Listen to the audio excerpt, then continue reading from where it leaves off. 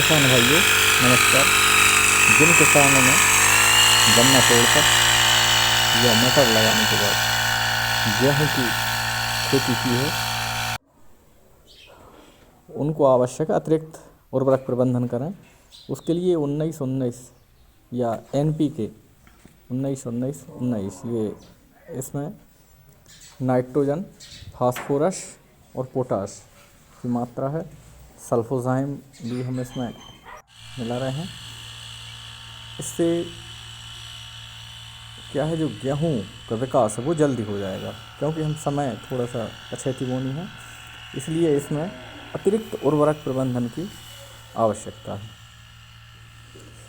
किसान भाइयों, आपके खेत की फसल की पत्ती पीली या संकरी या सुस्त अवस्था है, चमक नहीं है, तो उसके दो कारण हो सकते हैं। पहला है जड़ माहू लगी हो, तो उसके लिए आप क्लोरोपाइरीफास यूरिया के साथ मिला के डाल दें। दूसरा कारण है आपकी फसल हिडन हंगर यानी छुपी हुई भूख की शिकार हो गई है। जिस प्रकार से संतुलित भोजन न मिलने से मानव भी हिडन हंगर का शिकार हो जाता है, उसी प्रकार से फसलें भी हिडन हंगर के शिकार हो जाती हैं, यानी छुपी हुई भूख। हमारे साथ जैविक खेती के पुरोधा ताराचंद बेल जी भाई कहते हैं कि पौधों में पत्ती हरी कच्छ होनी चाहिए और पौधे की जड़ है वो सफ़ेद भच्छ होना चाहिए, तभी सही फसल प्राप्त होगी। इसके लिए फसल में अलग से उर्वरक प्रबंधन करना चाहिए। NPK डालकर सिंचाई कर दें, पर हम देखते हैं कि यही उर्वरक पर्णीय छिड़काव किया जाए तो अधिक लाभ प्राप्त होता है। साथ ही पर्णीय छिड़काव से सीधे पत्तियों पर किया जाता है, जिससे ज़मीन पर या मिट्टी पर उर्वरक नहीं जाता है, और जो उर्वरक सीधा मिट्टी पर डाला जाता है वह पानी के साथ घुलकर भूमि में काफ़ी गहरा चला जाता है और वह भूजल को प्रदूषित करता है। इसलिए किसान भाइयों, पर्णीय छिड़काव में अधिक किया जाना चाहिए।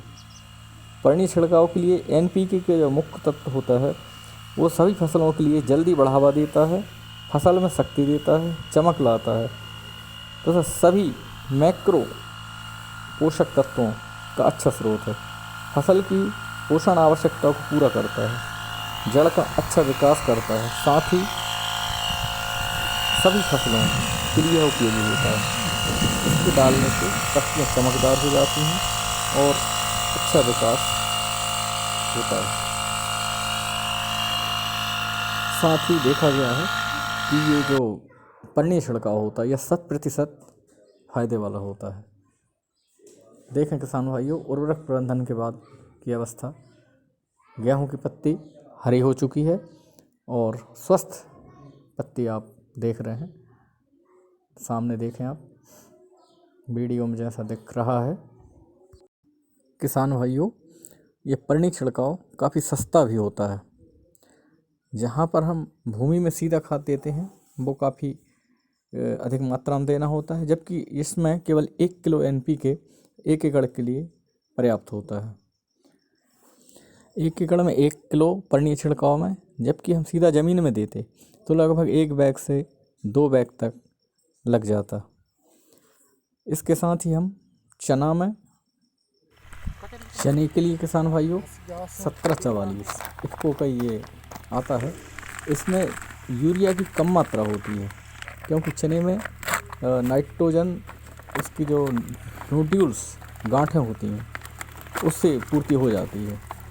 तो इस कारण से आप देख रहे हैं वीडियो में कि इसमें हम 1744 डाल रहे हैं। इससे क्या फास्फोरस की मात्रा इसमें अधिक है। दलहन फसलों में फास्फोरस की अधिक मात्रा की ज़रूरत होती है, जिससे विकास अच्छा होता है। किसान भाइयों, यूरिया अधिक डालने से फसल की वेजिटेटिव ग्रोथ ज़्यादा हो जाती है, जिससे फसल गिरने का डर होता है, और जब फसल गिर जाती है तो उसमें चूहे भी बहुत नुकसान करते हैं। और ये अधिक मात्रा जब यूरिया की होती है तो फसल मीठी हो जाती है, जिससे जो अन्य कीट हैं उसको ज़्यादा नुकसान पहुंचाते हैं, काटते हैं। तो इसलिए किसान भाइयों, फास्फोरस का भी हमें प्रयोग करना चाहिए। फास्फोरस से प्रकाश संश्लेषण की प्रक्रिया जो है वो तेज़ होती है और एनर्जी का जो भंडारण सुचारू रूप से होता है, पौधों की जड़ों का विकास अच्छा होता है तथा तना मजबूत हो जाता है। नाइट्रोजन का स्थिरीकरण है वो भी फास्फोरस डालने से अच्छा होता है। 20 से 25% ही जो हम फास्फोरस डीएपी या सिंगल सुपर फास्फेट के माध्यम से ऐसे देते हैं तो वो 20 से 25% ही उपयोग होता है, जबकि हम पर्णी छिड़काव करते हैं तो ये 100% फसल को लाभ होता है। इससे किसान भाइयों उपज बढ़ती है, उपज के साथ साथ ही भूमि की उर्वरा शक्ति भी स्थिर होती है। संतुलित जब हम उर्वरकों को प्रयोग करते हैं। जय जवान जय किसान।